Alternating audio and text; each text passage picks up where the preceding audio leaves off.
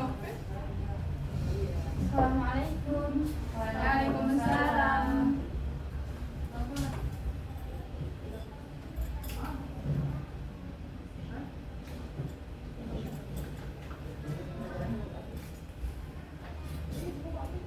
Baik, Assalamualaikum warahmatullahi wabarakatuh. Waalaikumsalam warahmatullahi wabarakatuh.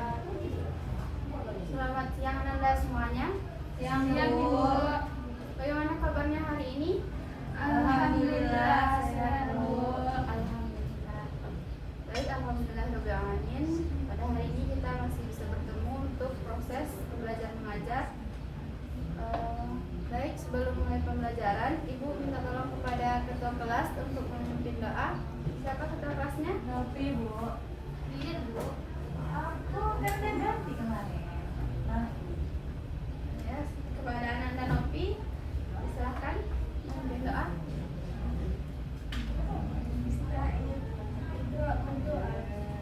Bismillahirrahmanirrahim. Semoga dengan pembacaan doa tersebut dilancarkan dan diberkahi proses pembelajaran kita pada hari ini. Baik, selanjutnya kita absensi. Ananda Dian Mulyani, Hadir, Ibu. Amalia, Ananda Fitra Adila, Hadir, Bu. Fitra Novianti, Aisyah. Baik, apakah hadir semua hari ini? Ada yang sakit satu, Bu. Ada yang sakit, Kak, Bu. Melani sakit. Yasir izin. Melani sejak kapan sakit? Sejak hari ini. Baik, sebelum kita mulai pembelajaran, apakah Anda semua sudah ada yang tahu kita belajar apa hari ini?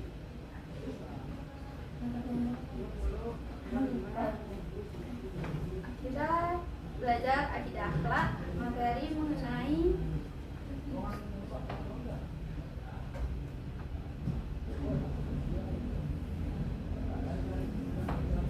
materinya mengenai membiasakan sikap husnudzon dan raja. Nah, sebelum kita masuk ke materi, apakah Ananda di sini sudah tahu apa itu husnudzon, apa itu raja sebelumnya? Berprasangka baik. Ya, itu husnudzon, berprasangka baik.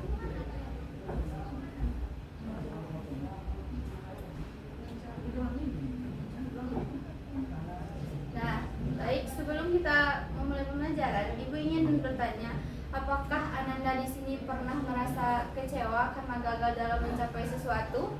Pernah, Bu. Pernah. Nah, di saat kondisi tersebut, bagaimana Ananda mengatasinya? Bagaimana Ananda menanggapi hal tersebut? Semua kepada Allah. Masya Allah, itu merupakan sikap yang terbaik Ananda. Nah, dalam Islam kita sangat dianjurkan untuk ketika kita merasa kecewa, ketika kita merasa gagal, kita dianjurkan untuk senantiasa bersikap husnudzon. Nah, materi inilah yang akan kita bahas pada kesempatan kali ini. Yang pertama yaitu pengertian husnudzon. Nah, di sini yang pertama, husnudzon adalah sikap berprasangka baik kepada Allah, diri sendiri, dan sesama manusia. Sikap ini merupakan salah satu akhlak terpuji yang dapat menumbuhkan ketenangan hati dan mempererat hubungan sosial. Berarti husnudzon itu sangat diperlukan dalam kehidupan kita, apalagi ketika kita merasa gagal, ketika kita merasa kecewa. Kalau kita berprasangka baik kepada Allah, maka hal itu akan membuat pikiran dan hati kita tenang, dan hal itu akan mempererat hubungan kita dengan sesama saudara kita yang lainnya. Selanjutnya, dasar hukum husnudzon yaitu Quran surat Al-Hujurat ayat 12. Nah, di sini apakah ada Ananda yang bisa membantu Ibu membacakan ayatnya? Silakan. Dian aja, Bu. Ya, silakan Dian. Bismillahirrahmanirrahim. Ya ayyuhalladzina amanu ijtanibu katsiran minadh-dhanni inna ba'da-dhanni itsmun.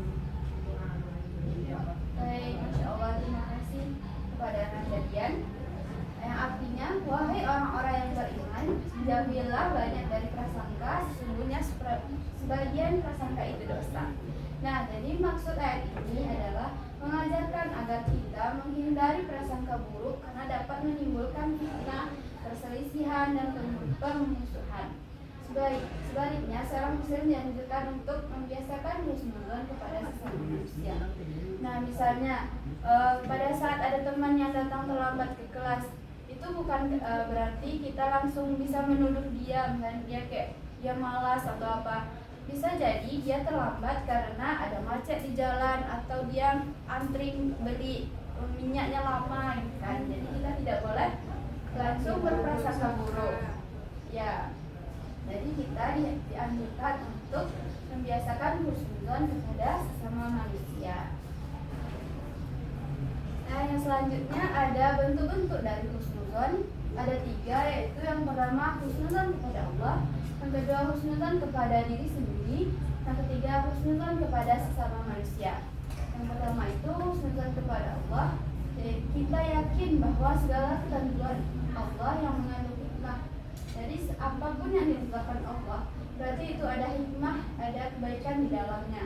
Contohnya misalnya saat siswa tidak lolos seleksi olimpiade, dia tetap semangat belajar karena yakin Allah telah menyiapkan kesempatan lain untuk jadi yang lebih baik. Jadi dia itu tuh kegagalan itu menjadi motivasi untuk dia belajar lebih baik, lebih giat lagi. Yang kedua ada husnuzon kepada diri sendiri, yaitu percaya bahwa diri memiliki kemampuan untuk berkembang dan menjadi lebih baik. Contohnya, ketika kita mendapatkan nilai yang misal menurut kita itu sudah rendah, kita bisa berhusnuzon kepada diri kita untuk lebih giat lagi, tidak merasa kita bodoh atau tidak menjudge diri sendiri atas apa yang kita dapatkan.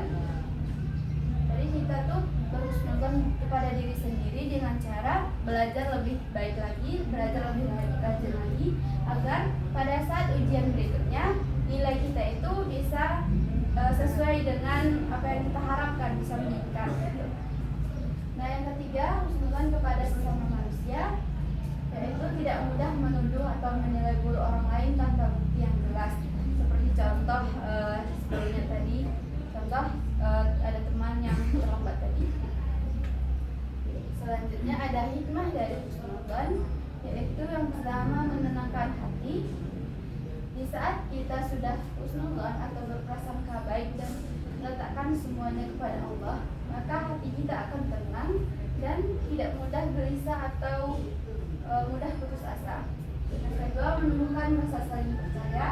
Yang ketiga mempererat ukhuwah Islamiyah. Yang keempat meningkatkan keimanan kepada Allah.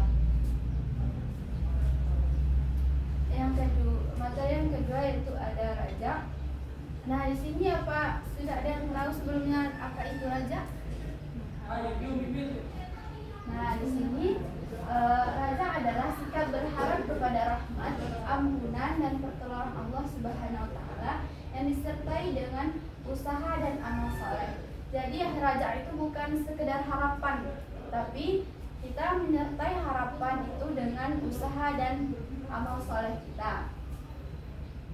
Raja membuat seseorang tetap optimis dan tidak mudah putus asa dalam menghadapi berbagai ujian kehidupan. Allah Subhanahu wa taala berfirman dalam Quran surat Az-Zumar ayat 53 yang berbunyi, "Qul ya ibadiyalladzi asrafu ala anfusihim la taqnatu min rahmatillah.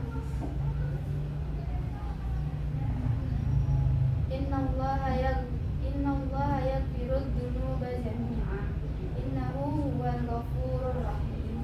Yang artinya, katakanlah Muhammad, wahai hamba-hambaku yang melampaui batas terhadap dirinya sendiri, janganlah kamu berputus asa dari rahmat Allah. Sesungguhnya Allah mengampuni dosa-dosa semuanya.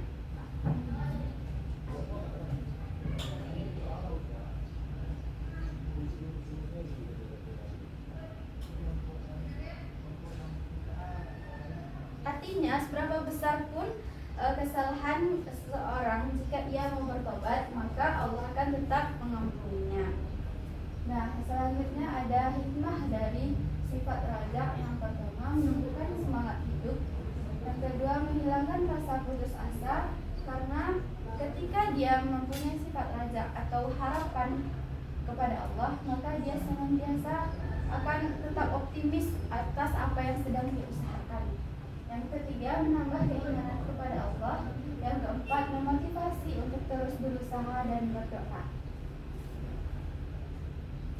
Yang selanjutnya ada hubungan husnuzan dan raja. Nah, hubungannya adalah dua sikap ini merupakan sikap yang saling berkaitan. Seseorang yang berhusnuzan kepada Allah akan meyakini bahwa setiap ketentuannya mengandung hikmah, dan keyakinan tersebut akan melahirkan raja, dan yaitu harapan kepada rahmat dan pertolongan Allah. Sebaliknya, orang yang berburuk sangka kepada Allah cenderung mudah putus asa dan kehilangan harapan. Jadi kalau kita husnuzon berarti atas apa yang telah Allah tetapkan, berarti itu ada hikmahnya, dan di balik hikmah tersebut kita melahirkan sifat raja, yaitu sikap harap kepada Allah akan rahmat dan ampunannya.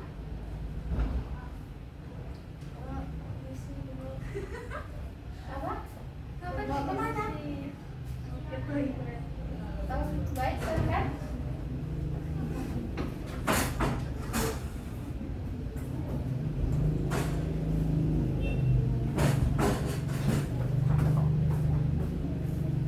Jadi kesimpulan singkatnya itu, husnuzon adalah sikap berprasangka baik kepada Allah, diri sendiri, dan sesama manusia. Sedangkan raja adalah sikap yang berharap kepada Allah dan pertolongan Allah disertai dengan usaha dan doa.